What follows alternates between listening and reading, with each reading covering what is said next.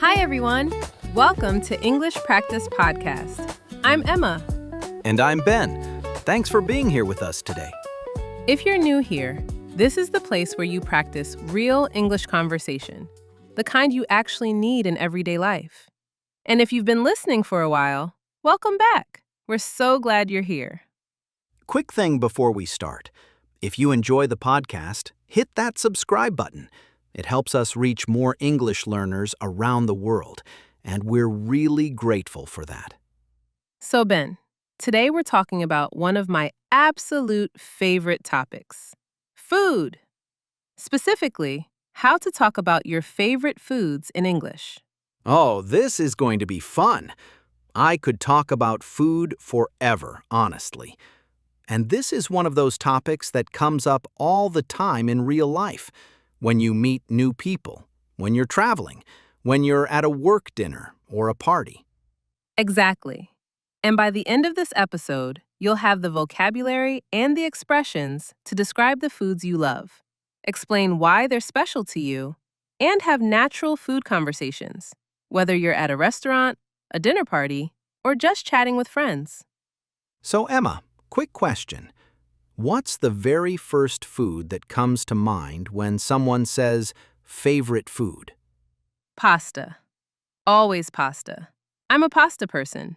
What about you? Pizza. No hesitation. Pizza forever. You know what's funny, though? When I was living abroad a few years ago, someone at a dinner asked me to describe my favorite dish, and I completely froze. I had good and delicious and absolutely nothing else. Oh, I've had that exact moment. Someone asked me why I loved pizza so much, and all I could say was, because it's nice. That was my entire answer. I wanted to disappear. That awkward feeling of not having the right words, that's what we're going to fix today. Let's start with the most basic question. How do you describe the way food tastes? Right, flavor vocabulary. This is where most learners get stuck, because they only know a handful of words. So let's build that up. If food has a strong, non-sweet taste, we call it savory. Think of roasted chicken, aged cheese, a bowl of soup with herbs. These are all savory. And you can use it to describe your general preference. I prefer savory food over sweet food. That one sentence tells someone a lot about you. On the other end, if food has a deep, heavy, intense flavor, we say it's rich. A rich chocolate cake, a rich cream sauce. I love rich food, but here's the thing. Sometimes it's too much. You might say, the cheesecake was a bit too rich for me. That means the flavor was heavy and overwhelming. It's not really a complaint, it's just honest. That's a really useful nuance. And then there's mild, which is the opposite of strong or spicy. I prefer mild flavors, means you don't like food that's too intense. I'm the opposite. I love spicy food. Give me chili, give me hot sauce. The more heat, the better. And there's a great adjective for that, bold. Bold flavors are strong and unapologetic. I like that. Bold food is food that isn't shy. Listeners, think about your own favorite food for a second. Would you describe it as savory, sweet, rich, mild, or bold? Try to pick the right word. And one more flavor word that's really useful, bland. If food is bland, it has very little taste. It's flat and boring. The soup was a bit bland, means it needed more seasoning, more salt, more something. Nobody wants their food to be bland. Now, flavor is only half the story. The other half is texture, how food feels when you eat it. Texture is huge. Let's start with everyone's favorite, crispy. If something is crispy, it's firm on the outside and breaks easily when you bite into it. crispy fries, crispy fried chicken, crispy bacon. And closely related is crunchy. The difference is subtle. Crispy is usually for cooked food, and crunchy is more for things that are naturally hard, like a fresh apple, a raw carrot, or a handful of nuts.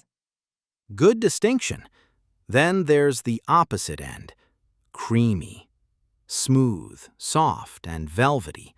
A creamy pasta sauce, creamy mashed potatoes, creamy hummus. I love creamy textures. There's something so comforting about them. And then for meat, there's tender. Tender means soft and easy to cut. The lamb was incredibly tender. That's a real compliment to the chef. And if it's the opposite, hard to chew and dry, we say it's tough. The steak was a bit tough. That's politely saying it wasn't cooked very well. And there's one more I want to mention. Chewy. Chewy means you have to chew it for a while before you can swallow it. Some people love chewy food, like fresh bread or caramel. Others don't. I actually love chewy bread. A good baguette that's chewy in the middle and crispy on the outside, that's perfection. Now, here's what takes a food conversation from basic to really interesting. Explaining the emotional side. Why do you love a particular food? It's almost never just about the taste. So true. For me, pizza is connected to memory. Every Friday night, my family would order pizza and we'd watch a film together. So when I eat pizza now, it takes me right back to that feeling. That's beautiful. And in English, you'd say, it reminds me of my childhood, or it brings back memories. This is the idea behind comfort food, a really important expression. Comfort food is food that makes you feel emotionally good, usually because it's connected to warm memories, or it's what you eat when you need cheering up. What's your comfort food, Emma? My mom's tomato soup, hands down. It's nothing fancy. That means it's simple, not complicated or expensive. But every time I eat it, I feel safe and warm, like I'm sitting in her kitchen again. I love that. And nothing fancy is such a useful expression. Most comfort food is nothing fancy, and that's exactly the point. Listeners, what about you? What's your comfort food? Try to describe it, the flavor, the texture, and why it makes you feel good. Now, another big part of food conversations is how you like things prepared. This is cooking vocabulary, and it's incredibly practical, especially when you're ordering at a restaurant. So, if food is cooked in an oven, it's either baked or roasted. You bake bread, cakes, and pastries. You roast meat and vegetables. Roasted vegetables with olive oil. That's a classic. If it's cooked in a pan with oil, it's fried. Fried eggs, fried rice, fried chicken, and if you use very little oil, you can say sauteed. Sauteed mushrooms sounds much more elegant. And grilled means cooked on a high heat, usually with those nice char lines. I love grilled food in summer. A grilled burger at a barbecue, grilled corn, grilled halloumi. There's also steamed, which means cooked with steam. No oil at all. Steamed vegetables, steamed fish. It's the healthiest method, really. You know, Emma, the cooking method totally changes how you feel about a food. I love grilled salmon, but steamed salmon is just not the same for me. That's such a great point. And it gives you specific language. Instead of just saying, I like fish, you can say, I love grilled salmon with a squeeze of lemon. That paints a picture. Speaking of restaurants, let's talk about some expressions you actually need when you're eating out. If you want to recommend something, you can say, you should try the, or I'd recommend the, or if you're really enthusiastic, you have to try the. You have to try the is my favorite. It's strong, but friendly. Like, you have to try the mushroom risotto. It's absolutely mouth-watering. Mouth-watering means food looks or smells so good that you immediately want to eat it. Great word. I'd say the burgers at my local place are mouth-watering. Now, if you want to ask for a recommendation, what do you recommend is the standard? Or, more casually, what's good here? Both are perfectly natural. There's also a great expression. What's your go-to? A go-to is your default choice, the thing you always order. My go-to at my favorite cafe is a flat white and an almond croissant. Every single time. Go-to is so versatile.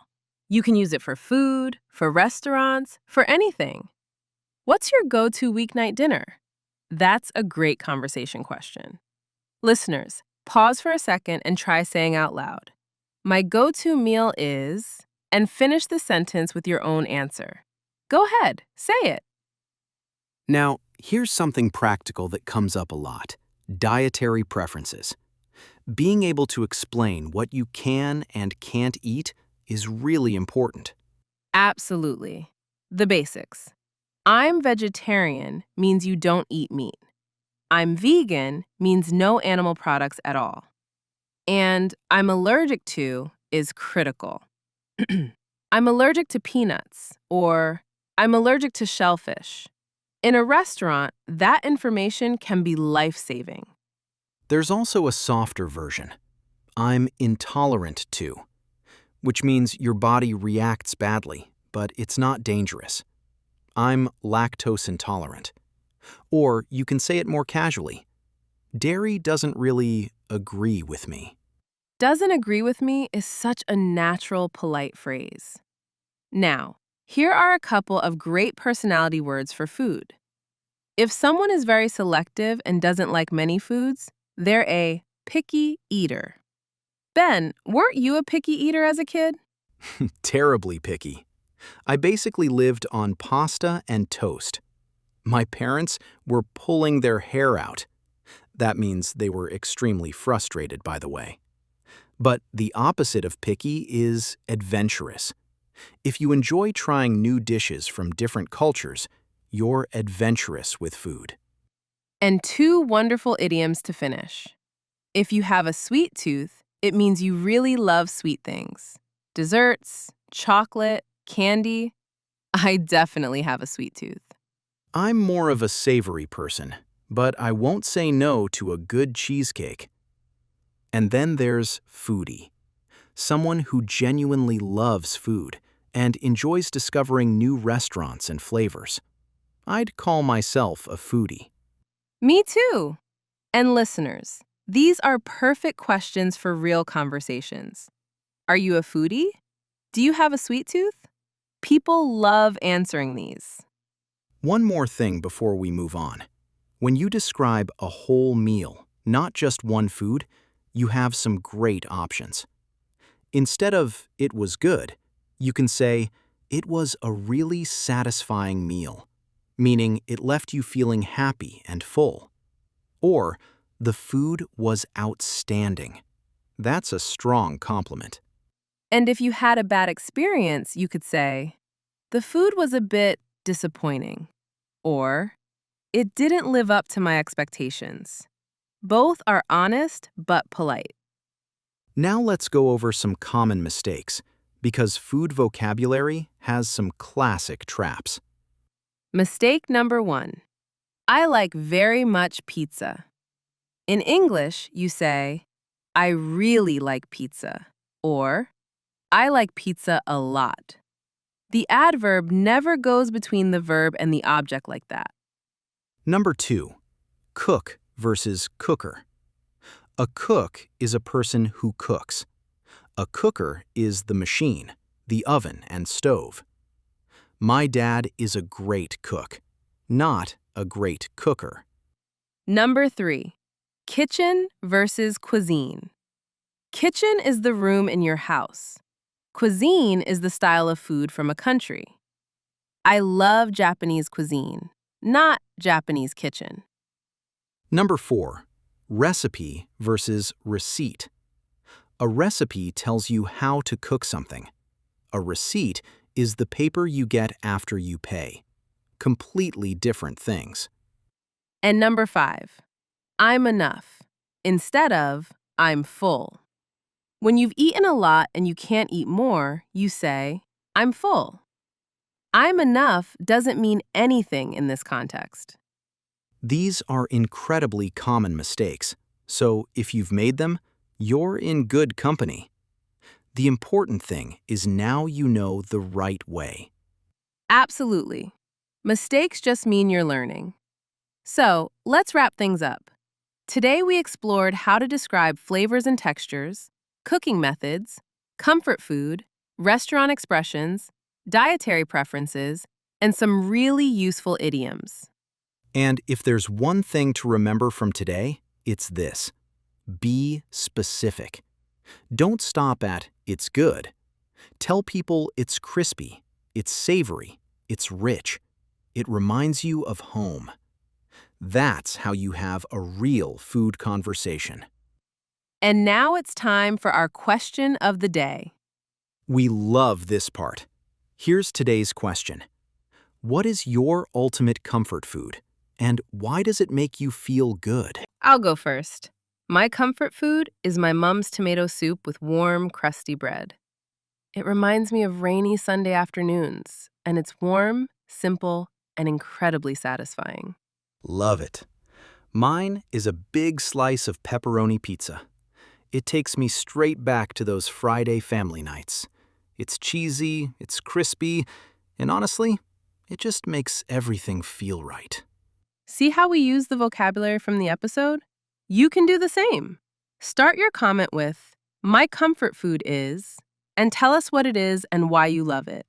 And if comfort food isn't your thing, just tell us about any dish that makes you happy. There's no wrong answer. Write your answer in English in the comments. Even a couple of sentences is brilliant practice. And don't worry about mistakes. That's how you improve. We read every single comment. And honestly, it's one of the highlights of our week. So don't be shy. Thank you so much for listening today. We really appreciate you spending your time with us.